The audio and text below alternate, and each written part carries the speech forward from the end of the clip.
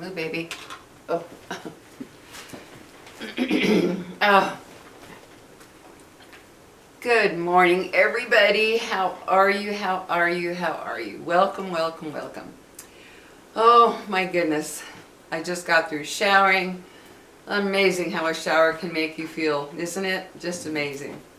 And, well, good morning to you. You cannot have my tea. No, you cannot have my tea.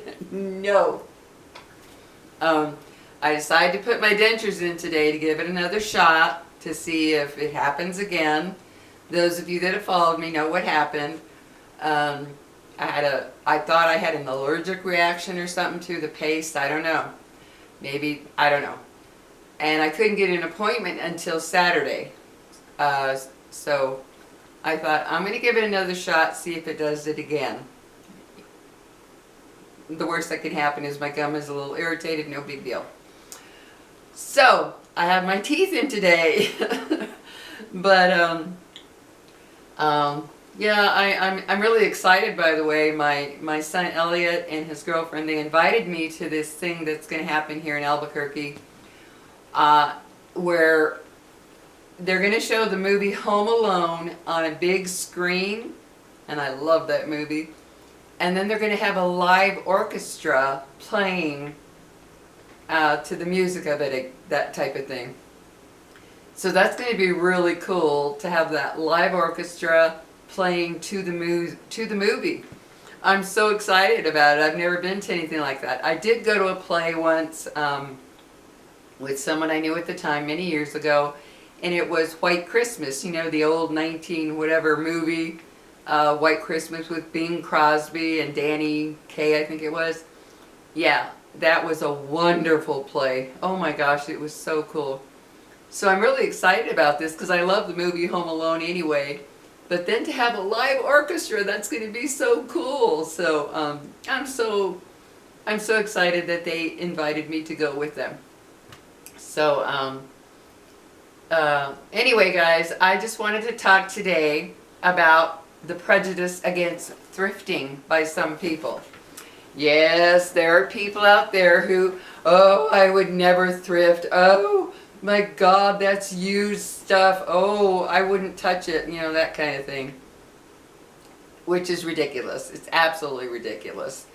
And when you go to a store, you try on clothes, and you know, to try on new clothes, you have no clue who tried them on right before you. You don't have a clue. I even saw a video once of, I forgot what company it was. God, that was so long ago.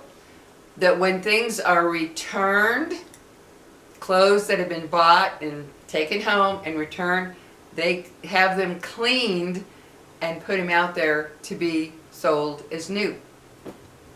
Can't trust anything anymore, guys. Just can't. That's just the reality of it. So yeah, there are people out there who will be, oh my God, no thrifting. Oh, I wouldn't buy anything from a used store like that. Oh no, no, no. What I find interesting though is there's a lot of people out there, how many out there love antiques? Oh, they love antiques. They love vintage, right? Oh, they love antiques and vintage. Well, what do you think those are? Those are used old items.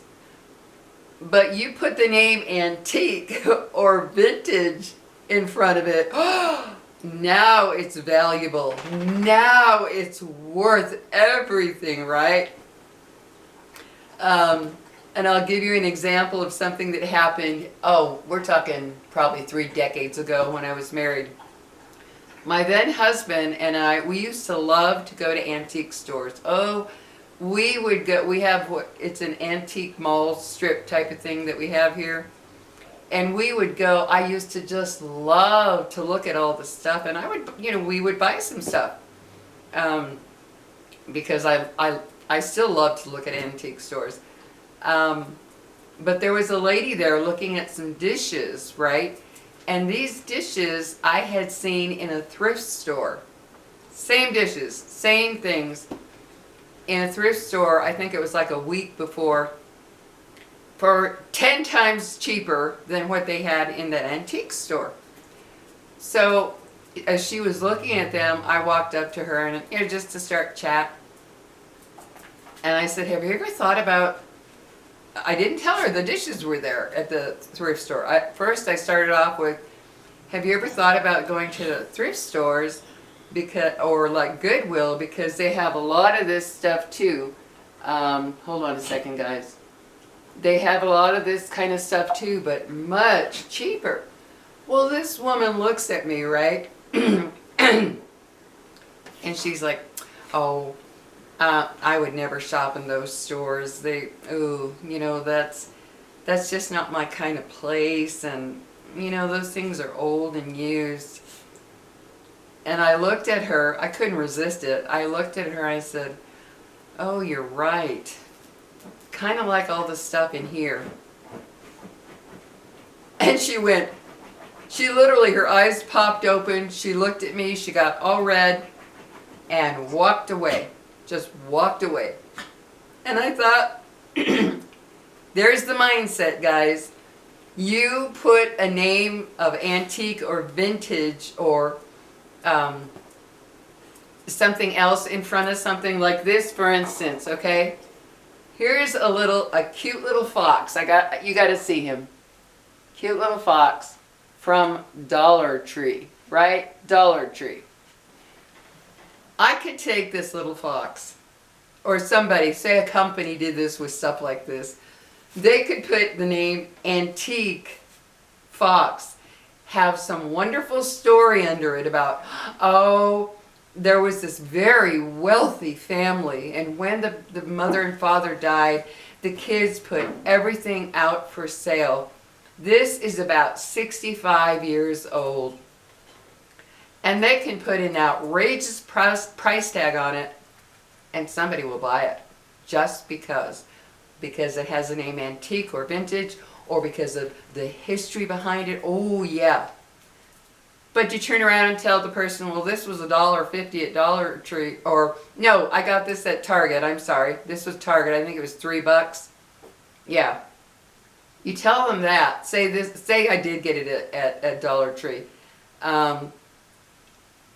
If I told them, well, this is from Dollar Tree, they, oh, no. What kind of mentality is that? What kind of mentality is that? I love thrifting. I started thrifting back in the 80s when my sister Linda, bless her heart, may she rest in peace, she turned me on to it. And at first I was like, oh, I don't know about that. Same kind of thinking, right? But then my husband and I decided to go check it out, and we were like, oh, we are hooked. We were hooked. Getting designer things, getting wonderful things, getting just nice things, getting everyday things, just whatever for nothing, practically nothing. And so I've been hooked on it since the 80s. And it astounds me that people have that mentality, because there are so many things that you can buy in a store that have been returned, and all they do is reprice them, whatever them to put them back out. That's well known. And there are people out there who, they really have this thinking that thrift store, Goodwill, oh my gosh, oh no. And that cracks me up. And I'll give you another example. A friend of mine, we went to Dillard's. This is years ago. We went to Dillard's. She was looking for a dress, a really nice dress for an occasion. And she picked out a few dresses. Well, she tried on one, didn't like it. I handed her the other one over the door.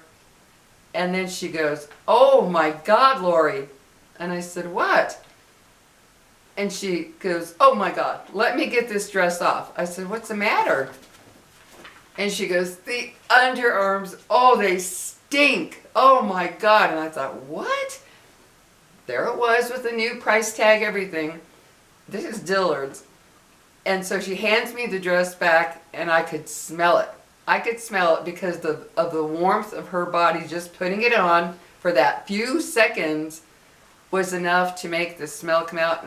And I looked at the armpit, and I thought, oh my God, you can actually see where the sweat was. Very light, very faint. That's why we didn't notice it, you know, when we looked at it on the rack. But you could see a very faint thing of where the sweat was. and it smelled. Oh my gosh, I was like, holy cow. Yet it had a price tag on it and everything like it was brand new. So you don't have a clue. The only exception is, of course, underclothes. I won't buy underclothes at a thrift store or Goodwill. No, that I won't do. But yeah, I'm always amazed by that. And I love shopping at thrift stores and Goodwill because I like to have things that are original, that you don't see in every store and in everybody's house. Like, oh yeah, oh yeah, oh yeah. I mean, of course, you know, there are new things we all love to buy now and then. But my house, I would say, is 95% thrifted. Yeah. And I love it. To me, there is this wonderful challenge in my brain when I go, if I'm looking for something, which I haven't in a long time because I need nothing and I really have no room for a lot of stuff anymore. But it was such a challenge to go in there. You're going through everything and it's like, ah, you found the treasure. Oh, you found that treasure. Oh, I love that. I gotta have that, you know. To me, it's such a wonderful feeling compared to walking into a store and you see all the stuff and it's like, oh, I'll take that. It's a challenge. And my oldest grandson, he's 16 now. I don't know if he's still into it. I should ask my daughter. But he really got into it because with his money, he found he could really get some good deals on some really cool clothes, you know, using his head.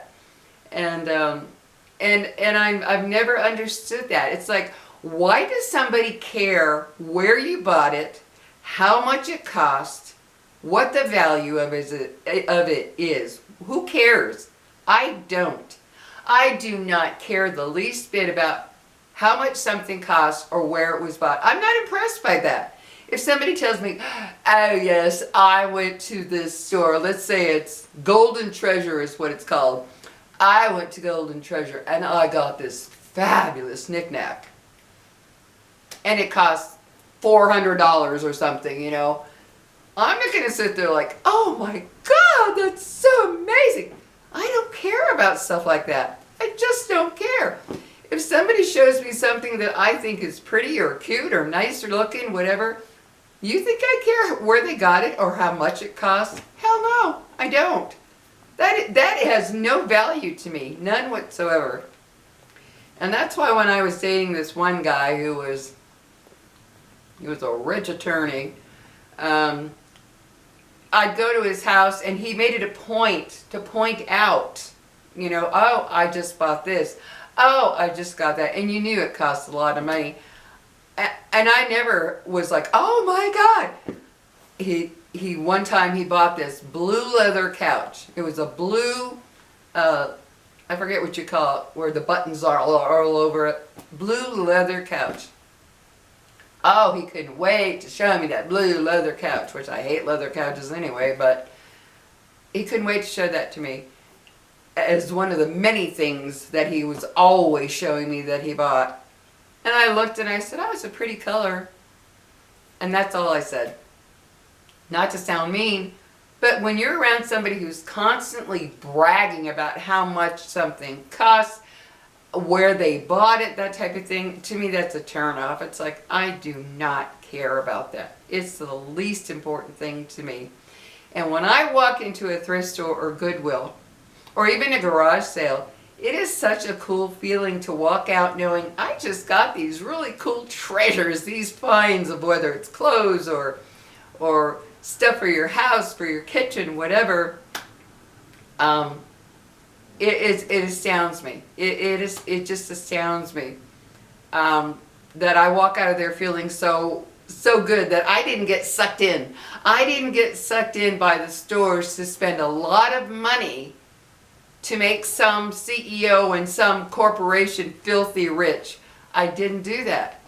I didn't go and pay full price for something like the pan set I've got right now.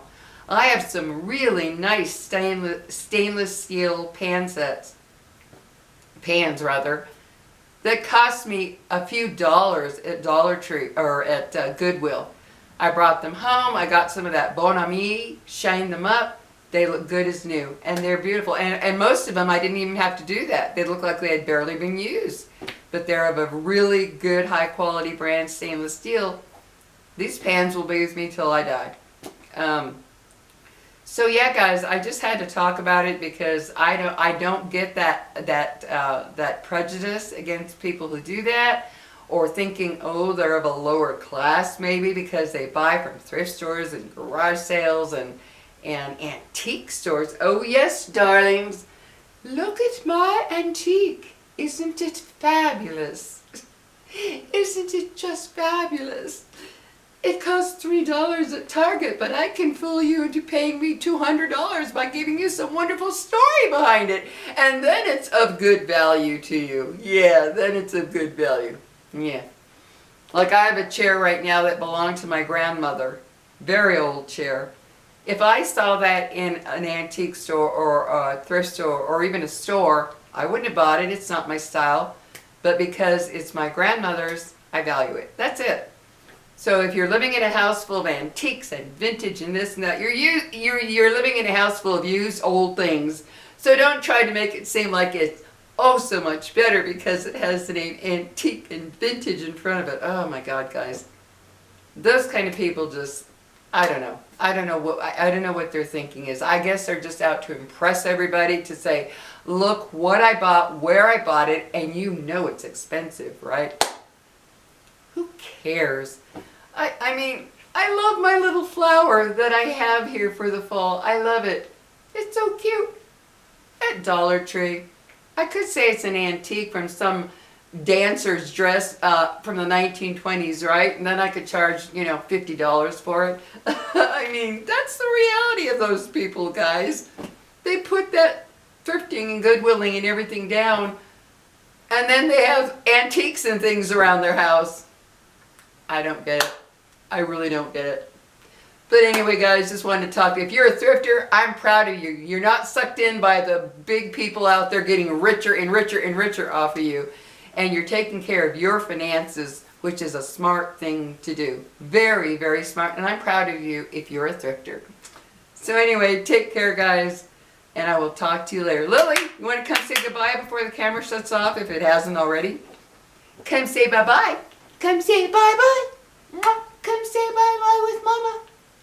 Okay, guys. I will talk to you later. Take care. Save your money. Don't be sucked in by everybody. Bye-bye. There you go, you silly. Oh. Yeah. Yeah, my babies. My babies. I'll show you guys real quick. In case the camera shuts off, you know why. Yeah. There they are, basking in the sunlight on their blankie so I don't get fur all over my couch. But there we are. There we are. Pixie! Pixie! Pixie! Pixie! Want to say hello? She's like, oh God, not this again.